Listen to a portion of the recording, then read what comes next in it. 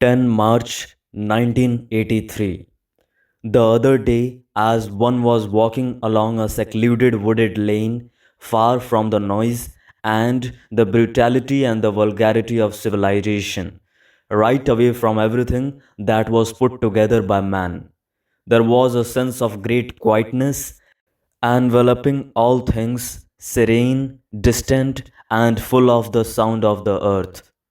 As you walked along quietly, not disturbing the things of the earth around you, the bushes, the trees, the crickets, and the birds. Suddenly, round a bend, there were two small creatures quarreling with each other. Fighting in their small way, one was trying to drive off the other. The other was intruding, trying to get into the other's little hole. And the owner was fighting it off.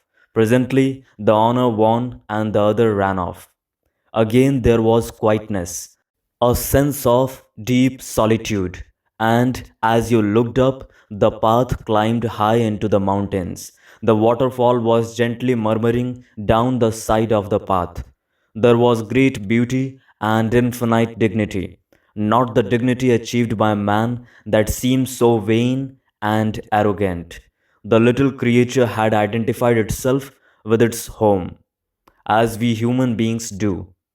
We are always trying to identify ourselves with our race, with our culture, with those things which we believe in, with some mystical figure or some savior, some kind of super authority.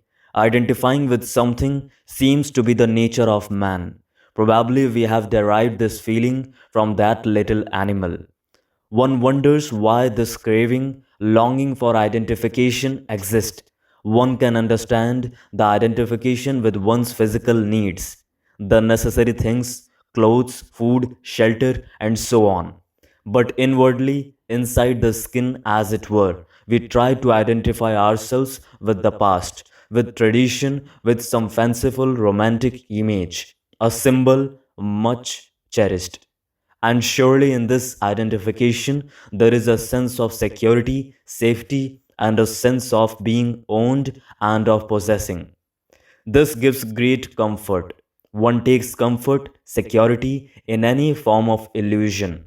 And man apparently needs many illusions. In the distance, there is the hoot of an owl, and there is a deep throated reply from the other side of the valley. It is still dawn. The noise of the day has not begun, and everything is quiet. There is something strange and holy where the sun rises. There is a prayer, a chant to the dawn, to that strange quiet light. That early morning, the light was subdued.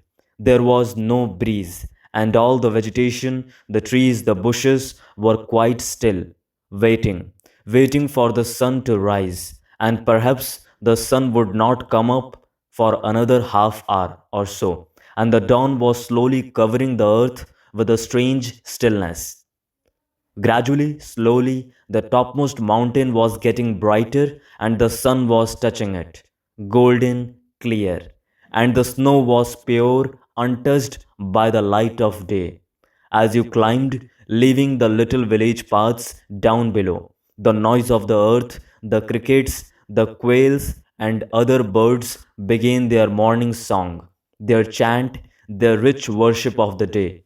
And as the sun rose, you were part of that light and had left behind everything that thought had put together. You completely forgot yourself.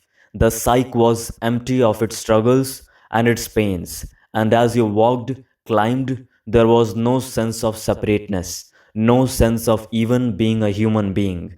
The morning mist was gathering slowly in the valley, and that mist was you, getting more and more thick, more and more into the fancy, the romance, the idiocy of one's own life. And after a long period of time, you came down. There was the murmur of the wind, insects, the calls of many birds. And as you came down, the mist was disappearing. There were streets, shops, and the glory of the dawn was fast fading away. And you began your daily routine, caught in the habit of work, the contentions between man and man, the divisions of identification, The division of ideologies, the preparations for wars, your own inward pain, and the everlasting sorrow of man.